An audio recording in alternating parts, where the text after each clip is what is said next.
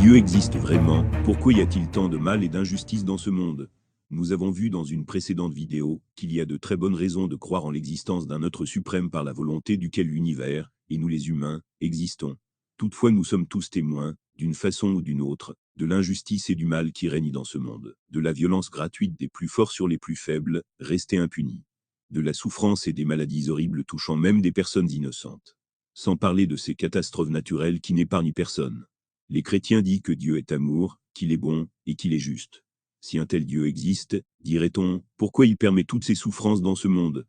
Il est essentiel de noter qu'aussi horrible que cela nous paraisse, pour pouvoir percevoir l'injustice, il nous faut savoir ce qu'est la justice. Pour pouvoir identifier le mal, il nous faut d'abord savoir, tout au fond de nous-mêmes, ce qui est bien. Pour pouvoir juger de ce qui est immoral, il nous faut connaître les préceptes moraux qui régissent nos relations humaines. Arrivé à ce stade du débat, on est en droit de se poser des questions tout à fait légitimes. D'où nous vient ce sens de la moralité?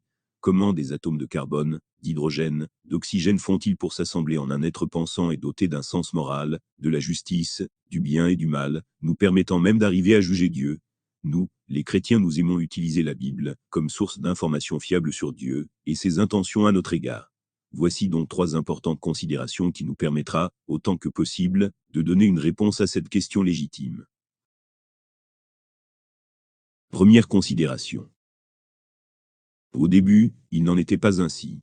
Quand la terre et les premiers humains furent créés, Dieu déclare que cela était très bon, voir Genèse 1, verset 31. Mais tout a changé quand les premiers humains, Adam et Ève, ont fait le choix de suivre délibérément le premier des rebelles dans toute l'histoire du cosmos, Lucifer, qui est devenu Satan, l'adversaire de Dieu. Ce choix délibéré de la race humaine dès ses débuts a donné à Satan et à ses démons le champ libre pour faire grandir la rébellion contre Dieu et sa volonté. Mais Dieu a donné à chaque humain un sens moral qui constitue une force pour repousser le mal et faire le bien. En effet, voici ce qui est dit dans Genèse 4 verset 7.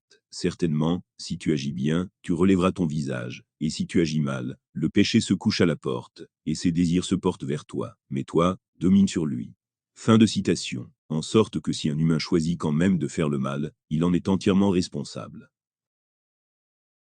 Deuxième considération.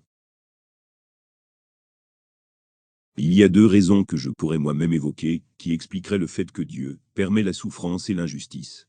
La première est pour que l'humanité puisse voir à quel point le mal et l'injustice sont répugnants.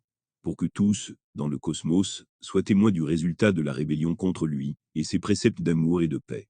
Pour qu'après la restauration de toutes choses, car oui les amis, il restaurera toutes choses, personne dans l'univers fera le choix de faire le mal à nouveau, comme l'avait fait Satan, ses anges et tous les humains qui l'ont suivi. La deuxième raison, et non des moindres, c'est qu'il a un profond respect pour la notion de liberté de choix. Dieu respecte la liberté de chacun de choisir de faire, soit le bien, soit le mal, aussi horrible que soit ce dernier. Oui, aussi horrible que certains choix puissent paraître, certaines fois il ne l'empêche pas. En revanche, cela ne fait qu'augmenter la responsabilité de chaque individu sur chaque choix qu'il fait. Troisième considération. Selon la Bible, Dieu est un Dieu d'amour. Mais c'est aussi un Dieu de justice. Il y a un temps marqué pour le jugement car, oui, aucun crime, aucune injustice ne seront laissés impunis. Aussi, aucune bonne action ne sera laissée sans récompense même après la mort. Car Dieu se souvient de tout. Et il donnera à chacun, selon ce qu'aura été, son œuvre dans cette vie. Car voici ce que nous lisons dans Ecclésiaste 12 versets 15 et 16. Écoutons la fin du discours. Crains Dieu et observe ses commandements. C'est là ce que doit faire tout homme. Car Dieu amènera toute œuvre en jugement, au sujet de tout ce qui est caché, soit bien, soit mal. Qu'en est-il des catastrophes naturelles, des maladies incurables qui frappent même les innocents? Pourquoi Dieu permet-il cela? Cela peut paraître difficile à accepter, et cela est entièrement compréhensible. Au début, Dieu nous avait donné une domination absolue sur la nature. Il y avait un équilibre parfait. Mais cet équilibre est rompu quand nous avions perdu cette domination à notre chute. Et aucun humain, bon ou mauvais, n'en est épargné.